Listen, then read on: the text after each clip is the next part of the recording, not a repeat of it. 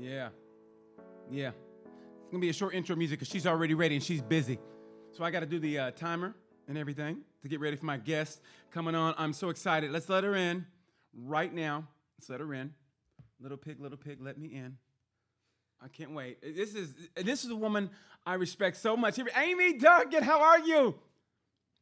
How are you, Amy? I'm good. How are you? Good. First of all, it's now Amy Reynolds. Just got married. Congratulations. I mean it from the bottom of my heart. Saw the Thank picture. you so much. Saw the pictures on Instagram. You look even more beautiful than ever, and you're always beautiful. And second of all, my producer, who's 19 years old, was just talking shit about your husband. He goes, a professional mountain biker. He doesn't look like a professional mountain biker. Yeah, he just said that. And I said, okay, you just wait till Amy gets on. She's gonna give you the business, and then he's gonna ride up and give you the business. So go ahead and give it to him, Amy. Go ahead and give it to him. I mean, to be fair, he does have a bit of a point. I mean, we call him professional mountain biker, but he's more freestyle than professional. Let's just put it that way. Don't give, man. Listen, I was waiting for you to give it to my producer, and you looked at me like, "See, I told you." See, now you've given him leeway, and now I'm gonna get it. I was waiting for you to just give it to him. He's 19. Like I have to teach him. I talk about MotoGP. I'm teaching about MotoGP and how it's the greatest sport in the world. And every time I have somebody that's GP affiliated, I play videos, and every week he's like, "Really?" So I'm getting him to be acclimated to what the greatest sport in the world is, and that's MotoGP. And I was looking at your resume, and the great thing about you is you live a life of passion, which is what I love about you. And the more I read about you, what I loved about you, and I try to get the inspirational part of every story because like I said, I look up to you guys. I really do. And I've always spared you because I've always start off these interviews by apologizing for being so annoying in the paddock because I'm a grown man. I'm a grown-ass man past his 40s. When I see you guys, I'm like, oh, my God, there they are. And poor Steve has had it. Matt has had it. Everybody. And I always apologize. But for you, whenever I see you, for some reason, I respect you. And I've always been a little bit in awe. So I try to keep my distance. I was like, hi, Amy. And I let you go. And I'm like, okay. And because I've always respected you that way. So I just want to say that to you. And what I love about your story is, when you were getting ready, you've always been a sports person. I've known about you, and you want to get into GP, or you want to get into the sports journalism. And your first gig, 6 weeks before, you broke your leg riding a motorcycle. And instead of saying, no, I'm not going to do it, what you did was you gutted it out, you did away with the crutches, and you went on with your air cast under your jeans. Please tell me that story, because for people, I always tell people no matter what obstacle's in your way, you can get through the obstacle if you know what you want. So please tell me that story and inspire me and others. Well, I was the year before. I just recently graduated from university and I've been studying broadcast journalism. I'd specialised in sports. And alongside that, I was working as a Monster Energy girl. And part of the sports that I used to cover when I was being a Monster Energy girl was what's now called MXGP, and back in the day it was called the FIM World Motocross Championship. Mm-hmm. And so I was around these amazing MXGP riders and just was totally mesmerized by what they could do on the bike. I hadn't really come into too much contact with motocross before that. I'd been more of like a road racer kind of fan. Mm-hmm. So I very soon after finishing that season decided that I wanted to give it a go myself. Yeah. And my first try didn't last very long. What happened? Please tell me what happened. A handful of front brake, folded the front, and managed to somehow get the foot peg, and there must have been a rock underneath my boot. Oh. And basically what the doctor thinks happened is that the rock being underneath the boot and the foot peg, I fractured my tib, my fib, I dislocated my ankle. Oh. And then to make matters worse, because I was riding with boys, I had this pride thing going on, and I was like, there's no way I'm going to let them know that I'm hurt. So I carried on trying to ride this damn bike. And I was like, I say riding, I was like kind of like going up a little bit of the track, folding it and like completely crashing again. And they just carried on and let me do my thing. Yeah. And then by about midday, more people started turning up at the track. And I was like, I'm kind of getting in people's way right now. Like, I should probably pull off. And I still, at that point, like I said to the boys, I was like, should I take my boot off? I think maybe like I should keep it on because it's getting pretty swollen. Yeah. And when I took it off, their eyes kind of went, oh. And I was like, what? And then I was like, it's just spraying, right? It's just spraying. They're like, yeah, it's just spraying. So I got in my car and I had to drive 2 hours back home. Thank God it was all like motorway, so highway driving. So I didn't really have to use my clutch because it was my clutch foot. Oh. And the whole drive back, I was like, God, this hurts. So I thought, I know what I'll do. And I was kind of starting to get shivery and cold. And I was like, I'll just turn the heating on. So I put the heating on super high. And then as soon as I drove home, the last bit of the drive was just coming through a couple roundabouts to my mum's house. And those roundabouts were just like agony because I had to basically use both my hands and push my foot onto the clutch and use to try and get it to basically like go all the way down so I could change gear. And then as soon as I stepped out the car, my whole leg just gave way. And I was like, oh, damn, I'm in so much trouble. And I kind of like limped my way to my mum's front door, knocked the door, and she answered. And I was like, I think I've done something to my foot. Like, I think I've done something to my leg, Mum. And she looked at it and she was like, oh, gosh, I guess we're going to A&E then. I'll have my dinner first and then we'll go.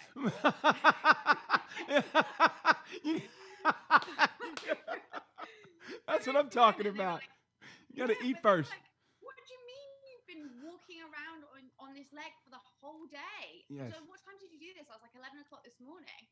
And they were like, by that time it was like 8 o'clock in the evening. They were like, how the hell have you been walking with, like, they think basically what happened was they were probably fractures and then they went to complete breaks because I kept them putting so much pressure on it.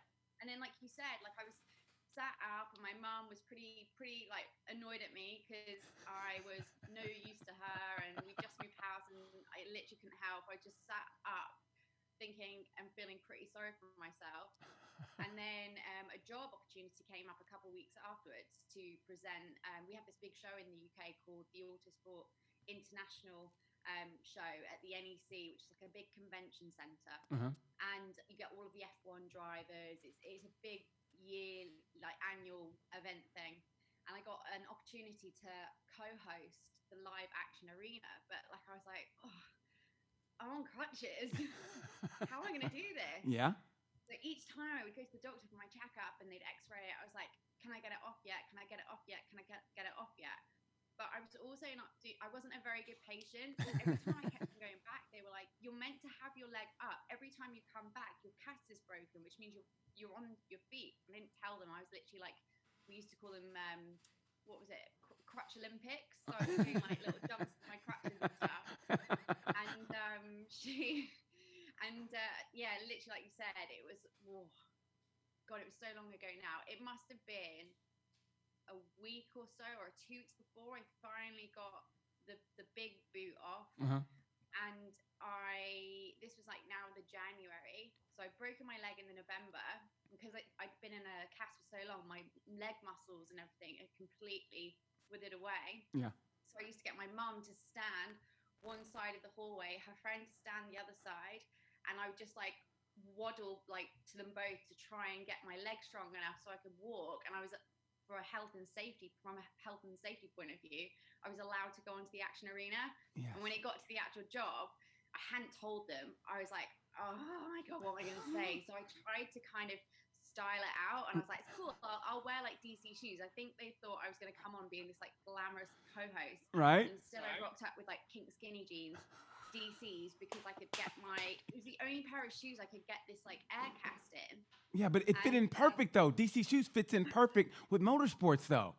It really does. They were so worried because they kept on having to time it to make sure that I could get from the center of the arena back to the sides in time for the cars to come out. And did you have a crip? Did you have like a cripple like walk? Did you have like a little mess around with the gait, or was it? Barely walked. Like I was still not like that confident. And also, you know, like when you've broken something, yes, and you've been off your feet for so long, you kind of like don't have confidence about doing things like walking downstairs. Yes. Yes. Yeah. Like so, I was a bit of a mess. But then the other good news about that was, so I did this first gig. And then it was not long afterwards, I got the call up to go and host and be the pit lane reporter for what's now called MXGP. How great! I read that story and I go, that's what it takes to do. Because you could have easily, like you said, well, for a little bit you felt sorry for yourself, but you could have easily said, okay, I'm done for a while. But you still had that wherewithal to gut it out, and you found a way. And that's the beauty. I mean, that's what. And the funny thing you say that about when you were motocross and you got hurt is when you're hanging out with guys like that. Racing. You don't want to be the weak link on the chain, is what my wrestling coach said.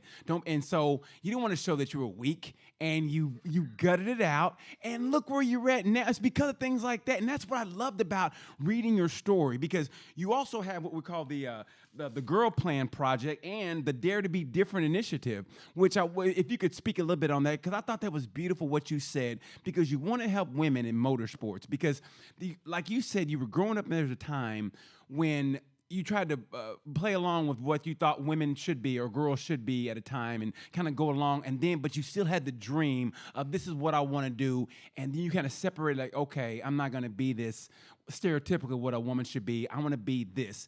Tell me about that and what the Dare to Be Different initiative is and the Girl Plan Project. Because I think that are two things that need to be talked about, because what I want to do is inspire young women to just go, okay, if she can do it, I can do it. Because honestly, if you look at you, and I mean, don't take any disrespect, but if you look at you, you would go, okay, this woman here is a Hollywood superstar. This woman's an actress. She probably has never gotten dirty a day in her life. She's probably really prissy. And what they don't know is that story you just told. You're racing a dirt bike, and you broke your leg, and you didn't show it until later on that day, and you walked on that leg. So please tell me about those two initiatives that you have going on. So girls can be inspired by you. So I think I've always been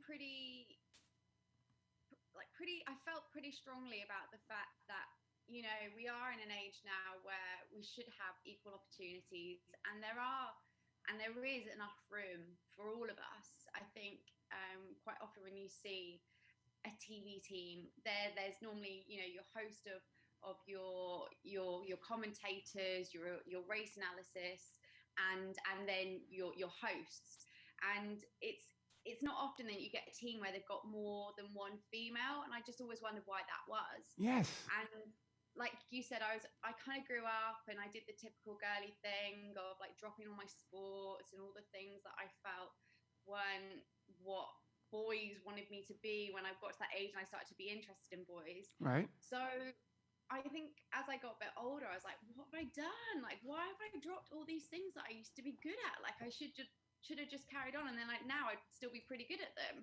And what things were there? Like what things? Like what sports? What sports? Oh my God, I used to be so into netball. I used to be I was always captain of my netball team. I used to love dancing when I was younger. I used to all sports, to be honest with you. I used to play football. I used to play rugby. Are you rugby? You played rugby? I played rugby. Get out of here! Oh my God, that's what I'm talking about. I would never see you as a rugby player. Oh my, that is incredible. And just like, oh God, I can't do this. This is like, I think I got to an age where I actually wasn't allowed. In the UK, you get to an age and you can't play those two contact sports with boys anyway. I don't know if it's changed anymore.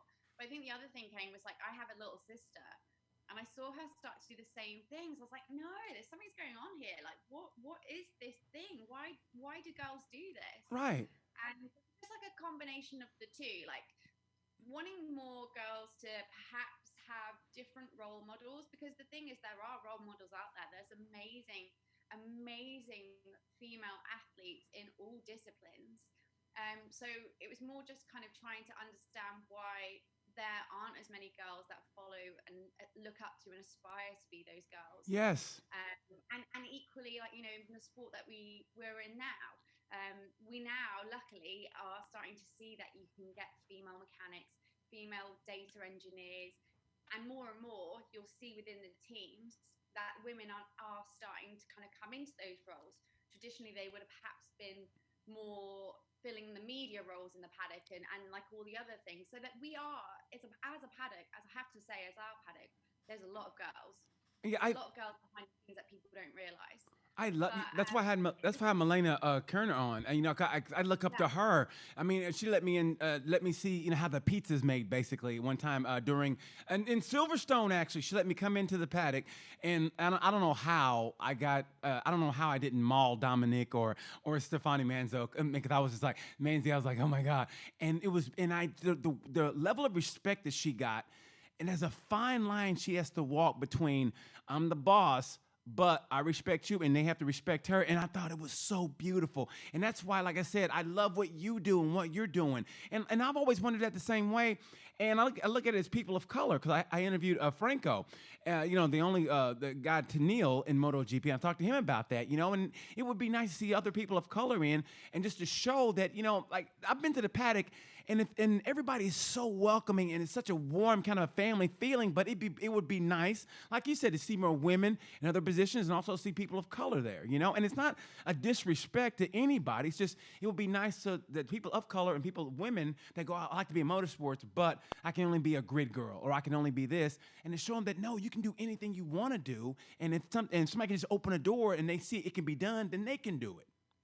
I think that's all it is. I think it's literally just showing them that role is there. Because I think the other problem is, which was part of that Dare to Be Different initiative, where they got school children, they got schoolgirls, and showed them all of the roles that there are in the paddock and there are in motorsports. Because I think half the time, half the battle is that the girls don't realize that those jobs are there, Yes, and that they are more than capable of doing them.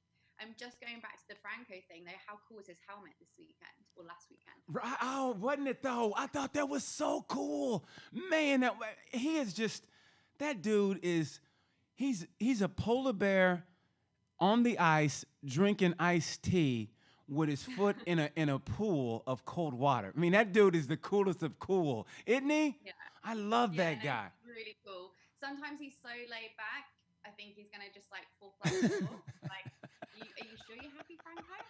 But yeah, I think we saw the real emotion there on Sunday, and it was really funny because on the like in the morning when both him and Valentino unveiled the helmets.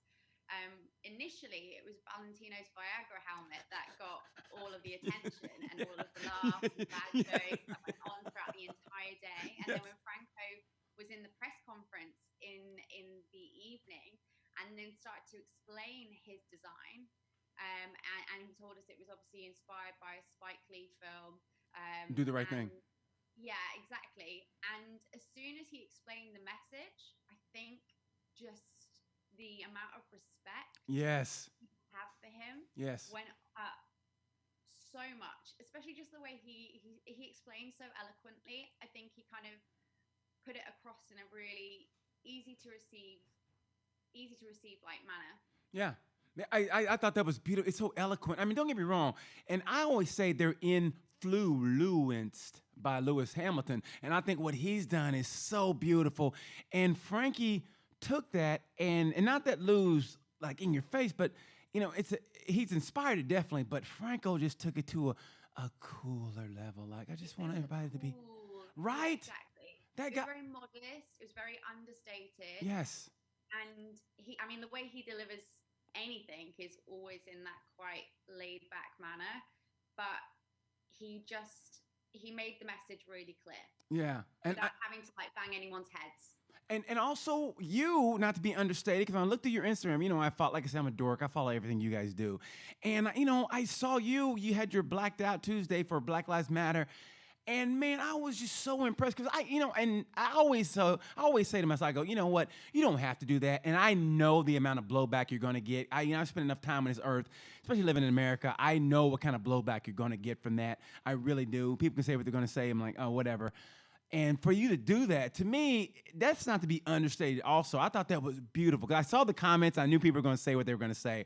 But just the fact that you did that was like, wow. I mean, kudos to you. Everything you've done, like I said, you've inspired, the women, but not just women. You inspired me. And by doing that, I was like, Wow. And I just think that, like I said, you're more than just a pretty face. You back it up with with substance. You know what I mean? And I think that is great. Like I said, the show girls, because you look at you, like I said, you look at you and you go, oh my God, the girl's, a prissy girl. She's probably an actress, probably doesn't know what it's like to get her fingernails dirty, and they don't know the half of it with you. And also, I want to ask you also, how are acting classes going?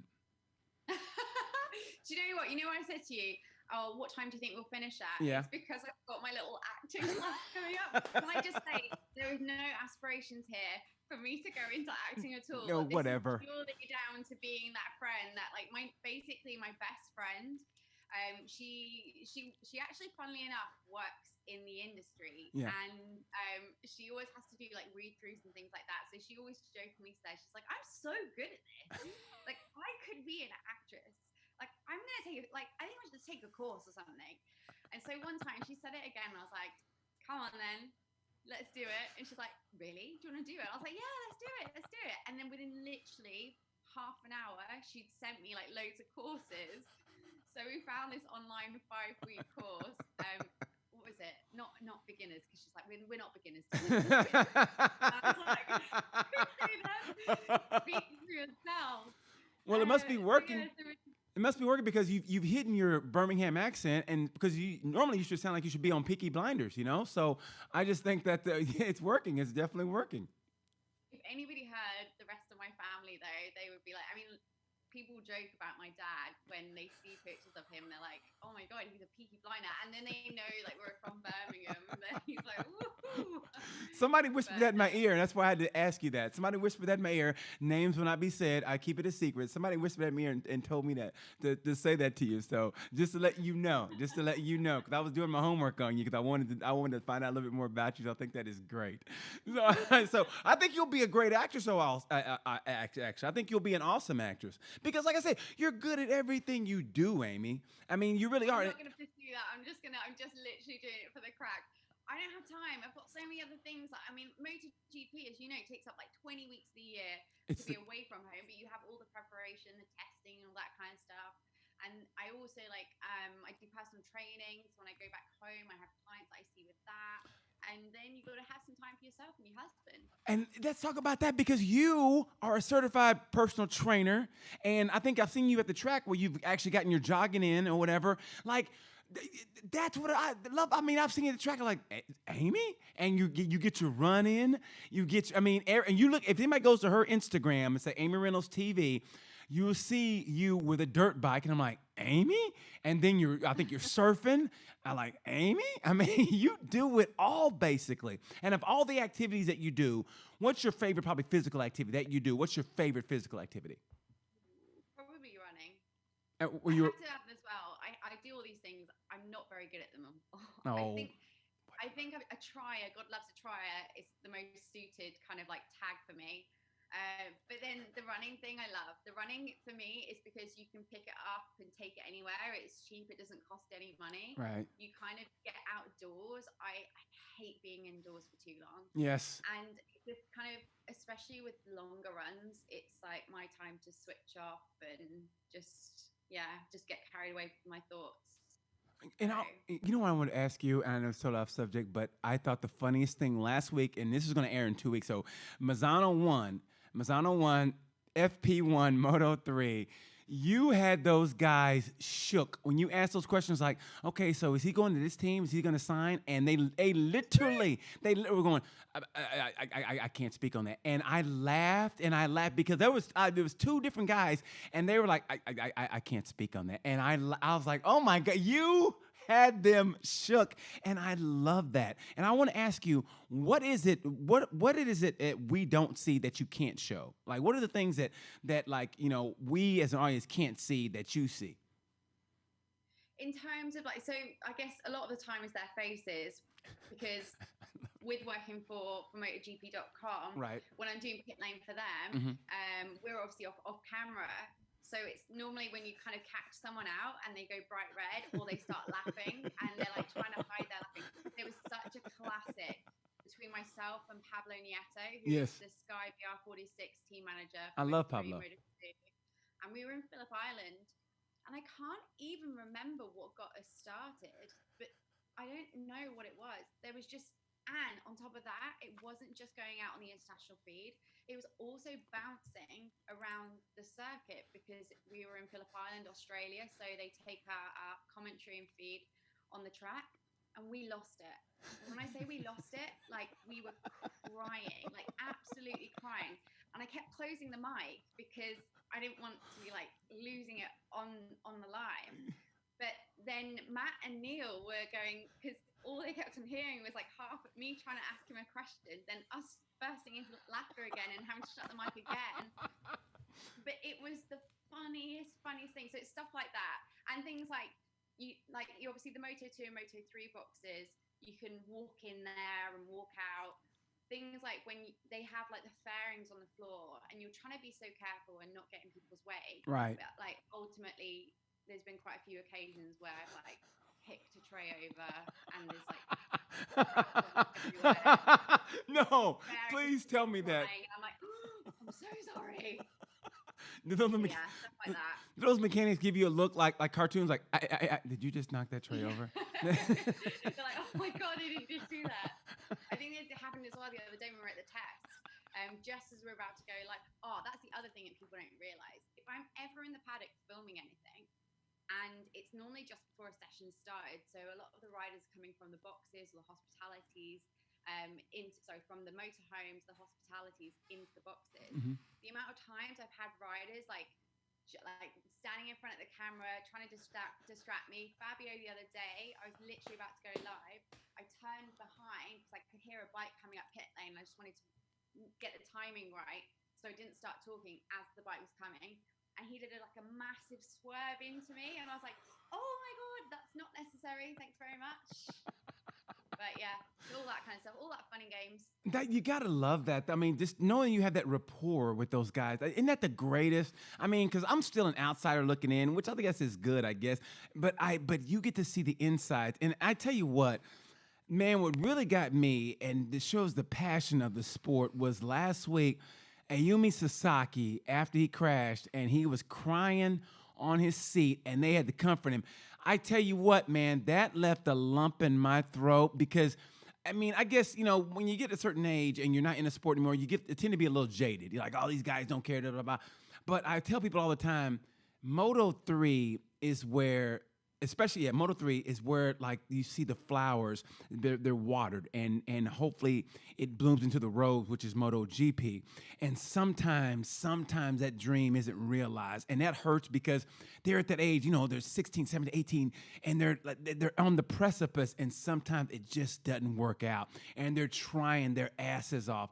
And when Sasaki just busted out crying, man, I tell you what, that got me, and I start crying. I mean, he's one of the, and another reason for that is when I had my first hip replacement done, I was in the hospital. I was feeling sorry for myself, and he hit me up on Instagram and said, hey, man, I hope you feel better. And then I was in the Alpine Stars, and he came in and go, hey, how you feeling? So when I saw him, and I know how hard he's trying, and it's just not working right now, that got me. Like, what has gotten you, like, where you see something, you go, wow, and you had to get it together and then report on it? Has there been a situation like that where you go, wow? There was a massive one years ago, actually, when Nicky Hayden passed, and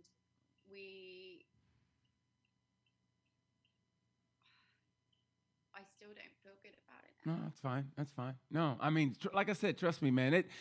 There's stuff that gets me. We're in Misano, so it's like this weekend we've been reminded so much. Even Matt and I, we had to drive in and do our little tests the other day, mm-hmm. and we accidentally just came off the motorway at the wrong place, and so we actually drove past the memorial, and that for me just still hurts. Mm-hmm. Yeah, I mean, like I said, you get a relationship with these guys, and man, well, hey, listen, let's just switch gears. Let's talk about when you were in motocross. That went a different way, and I didn't mean that. When you were in motocross, because I heard the story about you and Roxon climbing through the window to warm up some pizza in MXGP. Tell me about that. I think it was Motocross the Champions, or the Motocross the Nations. Well, tell me about that, because I read that. I go, man, I got to ask her about that story. What happened there when you and Roxanne went through a little small window to get the pizza? I want to hear about that. So Kenny and I used to get on real well. He was there riding, I think, the year before I started doing the TV, and then he moved and was doing Supercross in the US. Mm-hmm. But he used to come back and do, I think he even maybe came back and did a wildcard ride in Germany, and then for the Motocross of Nations. And he was just kind of like, I mean, he still is. Like, I don't speak to Kenny now really ever. Like, he's ever so sweet, and he sometimes sends me still like a birthday message and things like that. Yeah. But we really, really just hit it off. And then I think it was before we'd gone to the party, and I think that I can't even remember what it was. I think he was like, I think I just finished work, so I was coming out of the TV truck, and he was hanging around, and we were both starving. We were like, oh, where can we get food from? And the hospitality area that they have there had closed. And so we were looking, and we're like, I bet there's still food left in the VIP boxes. The only way in was this tiny little window. It was like a flappy window. Uh-huh. So he was looking at me. He was like, why don't I lift you in, and you get in there, and then you can pass it back out. And I was like, yeah, but that's great. But how am I going to get back out? So I think I lifted him in, and he got in. You lifted Kitty Roxanne through a window. You lifted Ken. And then we just came back and ate it, and then went to the party. You lifted Ken Roxanne through a window. I'm sure I just didn't get lifted in. I'm pretty sure I remember this right, that I lifted him in. Okay, did you do like this, or did you do the old like, okay, get on my shoulder? It was the lift, and then like push him up over the top. I'm we got out there. I'm getting a visual of you lifting Ken Roxanne through a window, and then you guys break into. That's a B&E. That's breaking and entering. That's breaking and entering. You are definitely an anomaly. You look like an actress, but you're actually a criminal. You're a thief. You broke in. You broke in. Hey, food. I feel the same way, but I don't think it would have turned out that way for me. Trust me, you couldn't have got my big fat ass through a window. Trust me. I think that is a beautiful story. I'm sure you got some great stories like that in MXGP, because you said your proximity to the riders is even closer than it is in GP, because you have to go through press officers in MotoGP. Like, tell me some stories in motocross, in MXGP. You have any more like that? Like you said, it's just such a smaller paddock. Right. So there are less people. Yeah. And the European races are pretty busy for the riders, because obviously that's where the most like fans are, and it's a lot of their home races. Right. But there always used to be some like funny stories from when we would go away and do the flyaway races. Yeah. Because you'd be just like a traveling paddock, and normally like those flyaway races were at the start of the year, and then they'd have some at the end of the year. So everyone's kind of like winding down. Yeah. The parties there were insane. Like the best parties ever, hands down, are in MXGP. Really? Like, yeah, the riders let loose at the end of the season, and it gets pretty wild. I want to go to an MXGP party and annoy those guys. I mean, ask Chad Reed.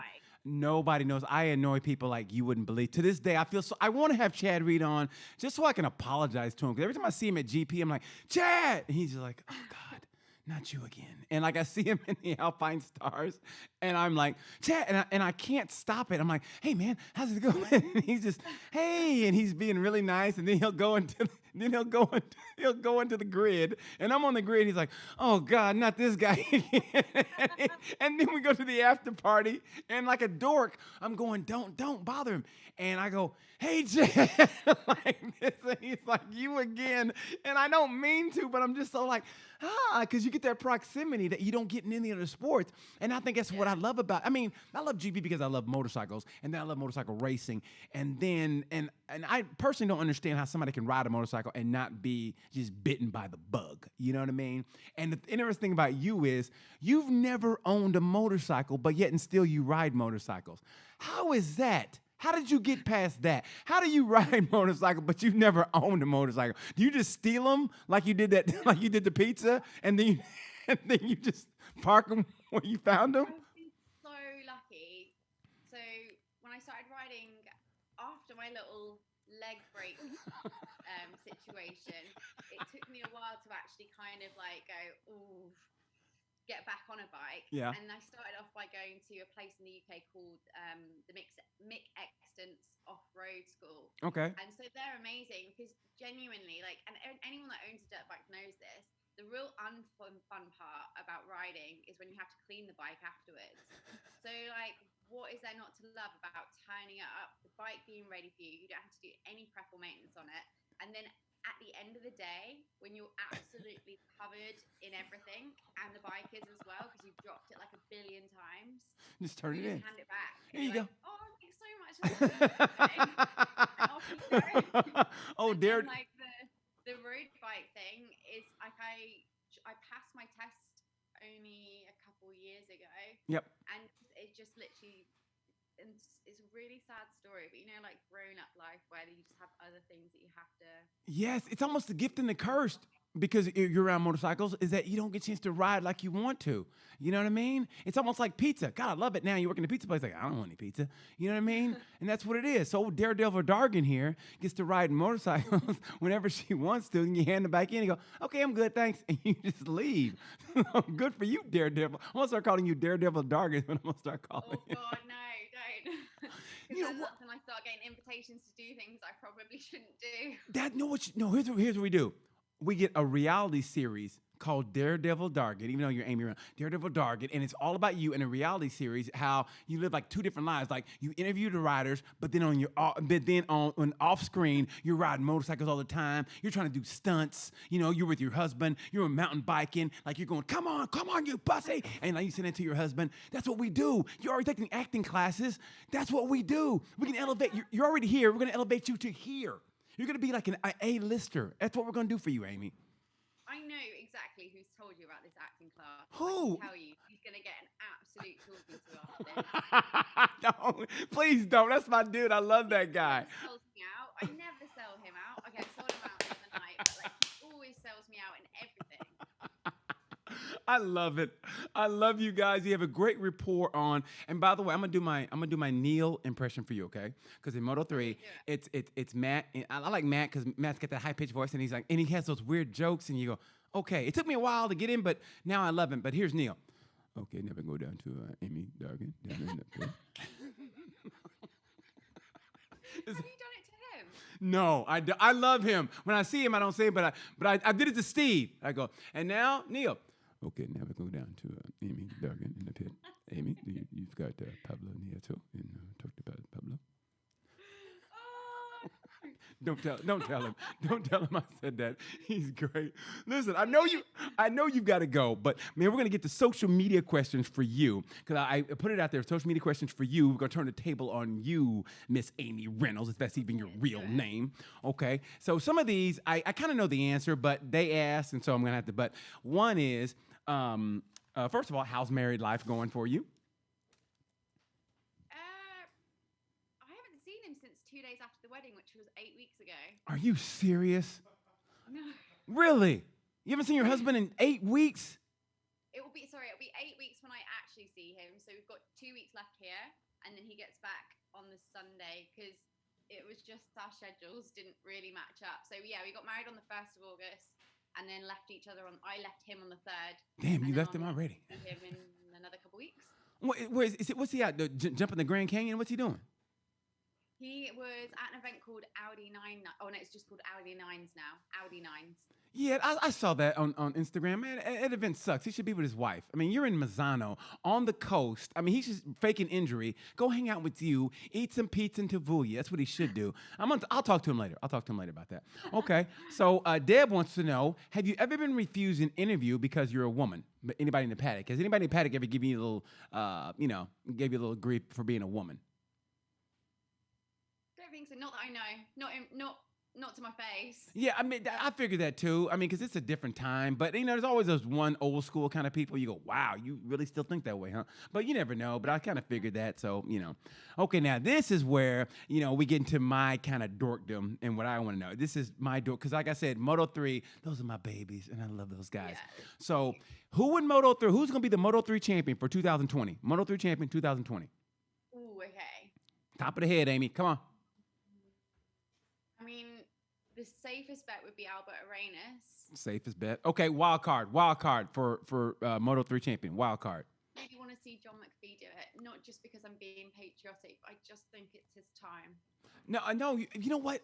I hear you on that, but I tell you what, man, you gotta watch out for Agura. Agura is like a. Sure. He's like a snake in the grass where the snake is over there, and he's coiled. And you go, you know what? I better not walk over there. And you do it, and like it, because everybody sleeps on him. And we know what I found was kind of funny. And I don't know if I could word this correctly, but a journalist asked this last week. They asked him about, he wants to be the top Japanese rider. And so when he and Suzuki were in Parc Ferme together, and they had that weird kind of. They shook hands on it's kind of like it's hard to, but it's like when you're white and you have two black friends. Right? But they never meet each other, and they finally meet each other the first time. They're like, hey. And it's that weird kind of, it's that, I'm Amy's black friend. No, I'm Amy's black friend. And it's that weird kind of, you can't explain it, and you're like, what just went on there? And you go, you don't understand, Amy. You don't understand. You know what I mean? So, okay. I'm going to watch out for that next time. I'm going to check the vibe. Please do. See, I see things. See, as a good actor, you have to be able to observe, Amy. You got to be able to observe. Okay, so who's going to be the Moto2 champion, and who's the wild card for Moto2 champion? Okay, Moto2 champion, I think Luca Marini actually will do it, not just because he's leading right now, but I just think he's got his game sorted this year. I think he's the least rough around the edges in terms of he's not having a bad race, then a good race, then a bad race, then a good race. He's always kind of just steady away. He's there. If it's not a podium, he's just right behind. So I kind of would have to go with Luca Marini. And then my wild card for Moto2, Bastianini. I love that guy so much. The beast. From these Moto3 days, I'm just a bit nervous. I can't put all my eggs in one basket when it comes to NA. Yeah. Super happy that he's got that MotoGP ride. And I think, maybe he's going to be one of those guys that does so good, just gets the MotoGP bike. But I just have a little bit of a hang up left from the Moto3 days. Yes. You know what? I remember this, and obviously you do because it's your business, but I thought that if he had a little bit more consistency, he was up for the title when Danny Kent won it. He gave Danny Kent all he wanted for a little while, and then he had a couple hiccups, and obviously Danny won, but he gave Danny a run for his money. I was like, this guy right here. So yeah, I'm with you on Bastianini. MotoGP 2020 champion. You're on the bubble right now. Who's the champion for 2020 MotoGP? Oh, I love that choice. That is beautiful. That is great. Oh my gosh, I love that. Yes. He's so smart. He's so intelligent, and something has just clicked this year. Yes. He made the most bravest move last weekend on Valentino Rossi. Imagine how much that would have backfired had it have not gone right. And I just think that I think everybody else is a bit too inconsistent. I tell you what, though, if those stands were full and he did that move, he would have had to have a police escort out of the paddock. I mean, you do that to Valentino at his home track.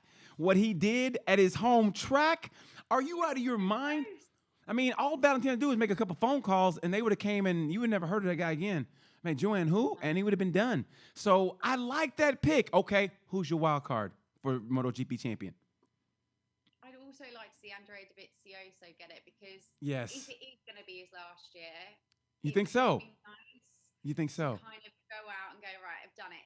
See him tick the box, and then that almost takes the pressure off him now Yeah. to like maybe it would actually completely change his decision. Maybe then he wouldn't be looking to come back. Because at the moment, I still don't understand how he's going to come back. Yes, I see him retiring personally because I think I read something where it's like he was like, I don't want to ride as long as Valentino does, and I think Lorenzo said the same thing. So, I kind of see him maybe retire, and I hate to see it happen, but that's us being selfish because I love watching him. But if it's not in their heart to continue another year, because we don't know what they go through. I mean, I don't. Like I said, I'm from the outside looking in. So, but man, it would be great because he's done all he can. And also, what I want to ask you is, if he comes back, how does Mark change everything? And I call it when Daddy comes home. If Mark comes back, and we're looking at Aragon, maybe if he comes back, how does he change the dynamics of the championship?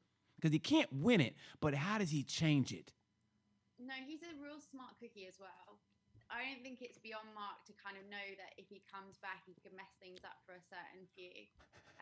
But I also like we don't know how Mark will come back physically. Right. He wouldn't have like competitively ridden since last year. The injury itself, nobody really understands how complex it is. We can only go by what Honda are telling us and what Mark are telling us. So I think he's going to come back, and his game plan will be to like stir things up, mess things up, get race experience. Yeah. But yeah, there's not a championship on the line for him, so he's probably going to be that guy that mixes it all up and causes a few dramas. He's that guy where like you're with your boyfriend and this is the guy, he's gonna marry me, and he walks in and you go, oh my God, and you go, honey, could you get me some punch, please? And you kind of like, hi, how are you? Hi. That guy for me is Daniel Ricciardo, and Sam literally did the funniest thing the other day. So Sam and Daniel were riding mountain bikes, and I've had the biggest crush on him forever. I just think he's so nice. Weirdly, all the things I like about Daniel are the things I liked about Sam as well.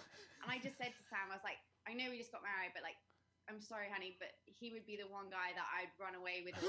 Like, sorry. And then when he was like, you are not going to believe who's just shown up. And I was like, what? And there's this funniest video that's been tagged on Sam's, or like, I think it's because I think Daniel Ricciardo has like a YouTube channel. And there's like a video, and apparently like I'm FaceTiming him from Austria, and he's like, ooh, Amy wife. I'm not sure I'm gonna answer that actually. And they're like, what? And I'm like, well, yeah, and she kind of told me the other day that you'd be the only guy that she'd ever leave me for. And they just like burst into laughter. I can't believe you said that. Amy, I'm telling you, you are a bundle of surprises. You know what I see you as now in Hollywood? You could be the next, whatever, like the next, like you'd be like the female Jason Bourne. You know what I mean? I mean, you'd be like a woman like, oh, hey, and you're like, hi, and you get in the elevator, you're like, so what? And you're like, I didn't see that coming. You know what I mean? I didn't see that coming. And then you're off and you're on the helicopter and you're gone. Because nobody sees that with her. And honestly, you look at your aw, and they don't know you played rugby, and you broke your leg riding motocross, not telling anybody. You go with it, you break it in, a B&E, by the way, you should have a misdemeanor or a felony for breaking and entering and getting pizza. I mean, and now you tell your husband, yeah, I love you, but you know what? If that dude right there becomes available, I'm going to put all your mountain bikes out on the front lawn and I'm making way for somebody else. I mean, you kill me. You kill me. You're a bundle of surprises, and I love it. I mean that. Because I was so nervous coming in. I was like, you know what? Of all the people, I don't really know her. You know what I mean? I said, I don't know her. But that's always what... have like game face on in the paddock though as well. I think as well, people don't realize, you know, those little ears that we wear all the time. And especially me, because I have to wear them all the time in the paddock because I'm always live, I'm always connected and things like that. They're noise cancelling. So people, and also the other, so there's that aspect. I'm wearing noise cancelling earphones all the time. So I never hear people when they're like, hey, I'm just like in my own like zone. That's what you should And do. the other thing, which we all absolutely wet ourselves over when we suddenly realized about 2 years ago, about 2.5 years ago, I had started to realize that my driving at night had got so bad, and I was like, "This is weird. Like, I just can't see very well at night. Like, Uh-huh. this is so strange." Anyway, I went and got my eyes tested because I was like, "I think I just maybe need glasses for seeing, like, driving at night or something." And my eyes are so bad. I'm so blind. Like, for years, I'd obviously just not seen what was ahead of me and just been like, "Ooh." So Steve was like, "This is the thing. Like, if people think you're rude, you're just blind." So you don't see me. So that's what it is. Like, you don't see people. Like my long range vision is so bad if I don't have my glasses on, and I won't wear my glasses all the time because I hate them. So you're just going, is that a motorcycle like that? Is that is that Bradley Smith? Like you don't know? Is that how it is? There's been a few accidental confusions with people. Man, I love this. And I mean it from the bottom of my heart. But you know what? I spare you, though. Like I said, I spare you because I know my annoyance, but I can't stop it. And so you're spared. Trust me, you're Just spared. keep it coming. It's good. It's No. good. It's good. Everyone needs like a little bit of like a hype.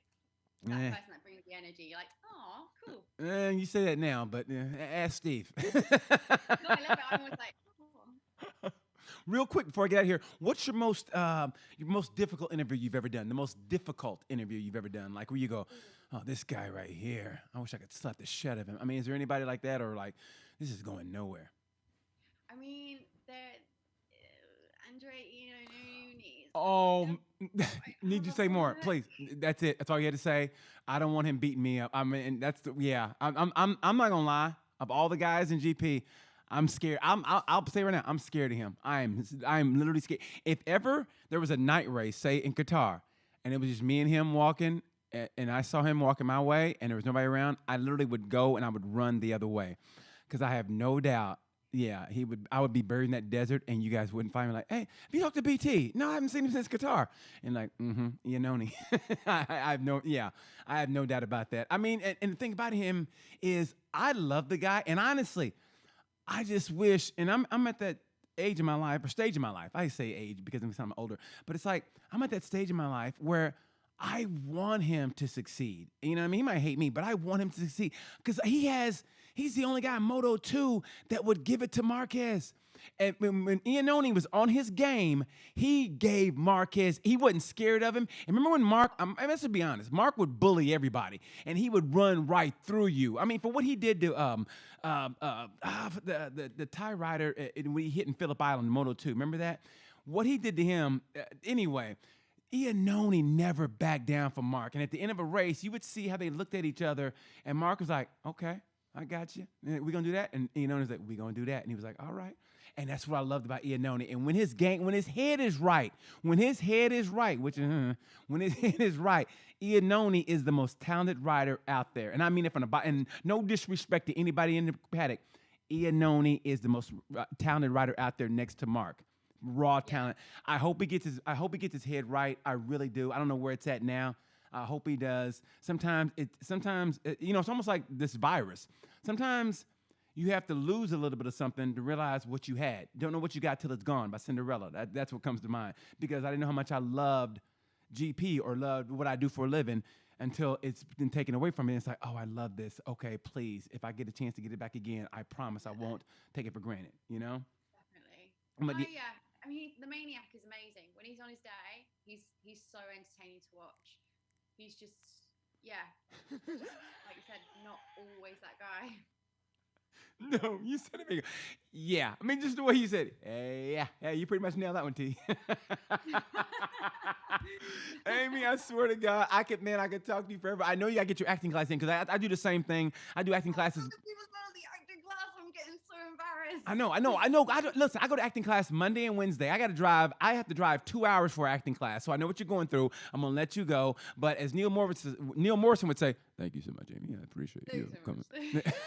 So, thank you so much for your time. I know you're busy. I mean that, man. You really surprised me with everything, and you were even better than I knew you'd be. So, thank you so much. I can't wait to see you again live. and we're gonna have a great time. And tell Steve I didn't rat him out. I didn't rat him out. So you please spare my buddy, and I mean that from the bottom of He's gonna get a breadstick thrown at him like that for sure. Well, thank you so much, Amy, and I mean it from the bottom of my heart. You are an inspiration. Like I said, I love what your initiative is. I'm going to say it one more time for the girls, the Dare to Be Different initiative and the Girl Playing Project. And even I was going through my head what you can do because Dave from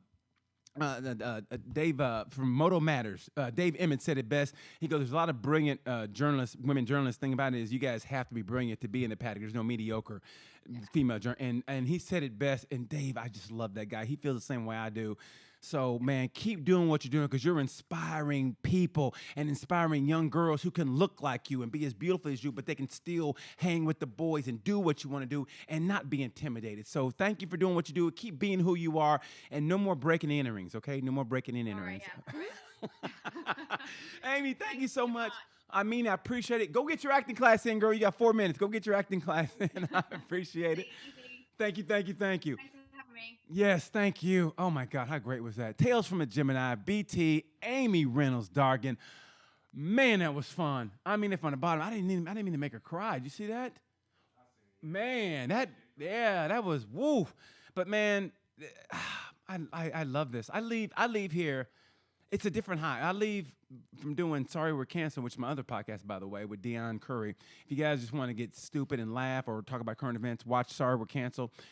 And this, I love this because I try to get people that, you know, hopefully inspire people and entertain also. And I thought this one was just both. Like, you know, she's beautiful, but yet still she inspires and she's funny, not afraid to let her hair down. And she raced a motorcycle with a broken leg. I mean, who would think she would do that? So anyway, BT, Tales from the Gemini. Thank you guys for watching. Please direct deposit. Yeah, if you want to direct deposit me some money. But direct message me some guests you want to see or anything. And hit me up on YouTube, all the social media platforms, Spotify. Thank you so much for watching. And like I say after all this, you know the word. Peace.